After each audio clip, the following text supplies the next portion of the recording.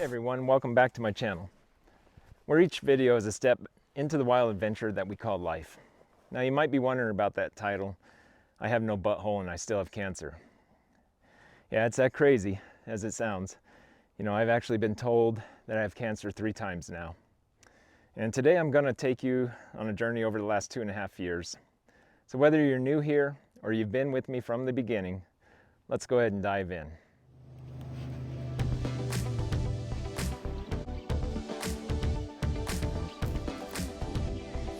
About if I'm having surgery or not. Well, I'm back out here where I shot that big Billy. This is Tony's everyday life. It all started back in November 2021. I caught COVID, and little did I know it would kickstart a roller coaster of health issues. After recovering, my body had other plans. Minimal bleeding, frantic bathroom trips, and enough gas to clear a campsite. It was like my intestines were throwing a party without me. In 2022, I finally decided to see a doctor and figure out what the heck was going on. After what felt like an endless cycle of tests, don't even get me started on the colonoscopy. You know, that booty up experience? I got the shocking news that a rectal tumor was found. And just like that, my life took a dramatic turn. After some serious struggles with insurance and doctor appointments, you know, that they all felt like they took forever. I finally started chemotherapy in November 2022. And I finished 4 months later. March 23, I was deep into chemo radiation, which truthfully almost killed me. But by June 26, our wedding anniversary, we got some good news. No signs of the tumor. I felt like I was winning.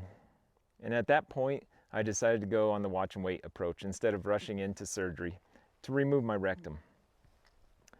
But then came the ultimate twist. December 18th of 2023, during the flex sig, my surgeon found the tumor had returned. Instead of just jumping straight into surgery, I explored alternative methods. Everything from CBG, ivermectin, and fenbendazole to baking soda, the carnivore diet, and so on. Sounds wild, right? But the tumor kept growing. The silver lining, at least it never metastasized. So, you know, maybe there's something that was working, but not necessarily curing me. You can catch that in other videos. But by July 24th, while in Hawaii, reality set in, and I had to go through with surgery. With my son's wedding coming up and scheduling hurdles, we couldn't have surgery until September 26th. I'll tell you, the anticipation was intense. I had a CT just days before and everything looked okay leading up to this 10-hour surgery to remove both the tumor and my rectum. 6 weeks after the surgery, I saw an oncologist for a follow-up. She said I was cancer-free and I should celebrate. But deep inside, I felt like something was off, that nagging feeling right here in my heart, and had me second-guessing.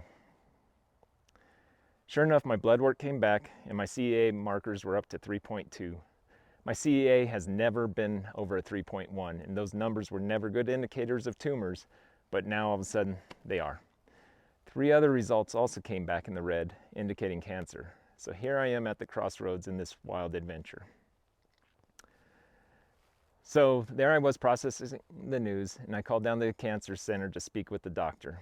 But instead, I was rerouted to a nurse, and she reassured me that all the numbers were within range, and that I shouldn't worry.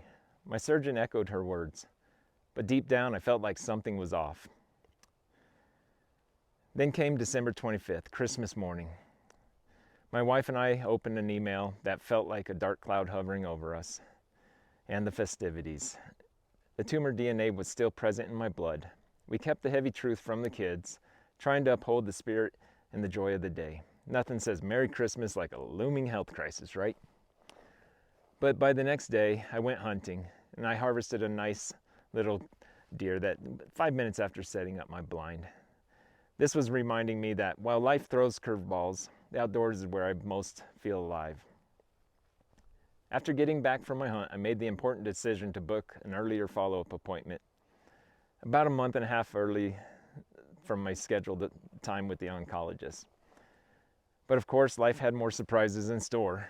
The oncologist I hoped to see was out on vacation, So I met with another traveling oncologist who delivered news that I was dreading. My CEA levels had now jumped to a 12.1. His suggestion: cancel my trip that we had planned to Hawaii. Let's be real. In the medical world, nothing happens that quickly. I told him no way I needed that trip.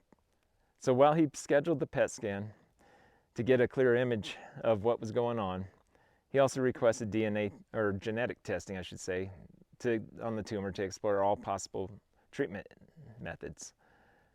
When the traveling oncologist returned from vacation to discuss the results the day before my Hawaii trip, things got serious. She showed me the PET scan. There were 3 hot spots indicating local reoccurrence. They assured me that we were still aiming for the cure, but I couldn't shake that feeling that they might just be prolonging my life rather than curing me. After Christmas, I decided to dive back into alternative treatments, starting ivermectin and fenbendazole again, hoping that they might do the trick this time. And also, why not? It's not like anything else was being done in the meantime. But as of early February, my CEA levels soared to a 21.9. That definitely was not good news. They took my case to the tumor board at Dignity Health, and they recommended high-dose radiation. That treatment would target the cells precisely, and then follow by 6 months of chemotherapy. The irony, the first round only lasted 4 months. February 17th rolled around and we headed down to Phoenix to set up everything for radiation. Just my luck, they pushed my treatment date to March 3rd. And after that, I'll begin chemotherapy 3 weeks later. It's like waiting for your next season of your favorite show, wondering what cliffhanger are they gonna throw at you next. On February 18th, I found myself at my chemo teach, anxiously awaiting to learn more. As they tried to cancel this session since I'd gone through chemotherapy before, but I insisted on keeping the appointment. I had way too many questions just swirling around in my head, way too many. During the meeting, we started firing off questions left and right, and while we got some answers, things took a turn when we brought up wanting a second opinion. Suddenly, the room went silent and the PA stepped out to speak with an oncologist I'd actually never met before.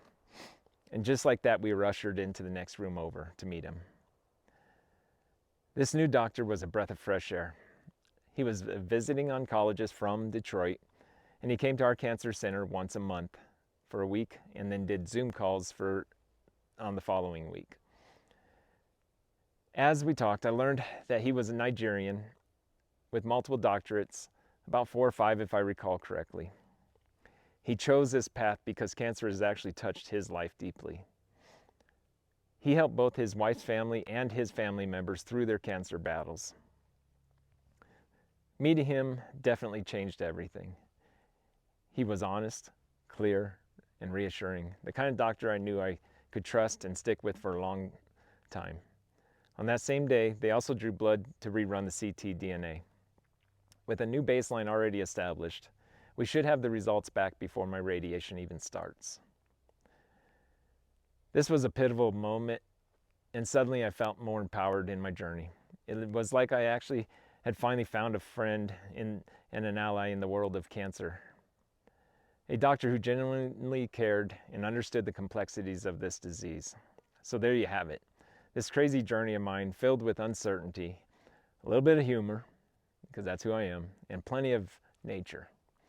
I want to hear from you. What challenges have you faced that you dig deep for strength? Drop your thoughts in the comments below.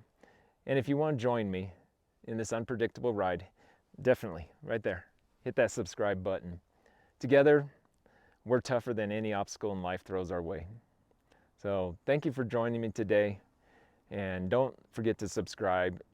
I appreciate every single one of you, new and my original subscribers. We're gonna get through this. I'm gonna live. I'm gonna show you everything that I can do, even going through treatment.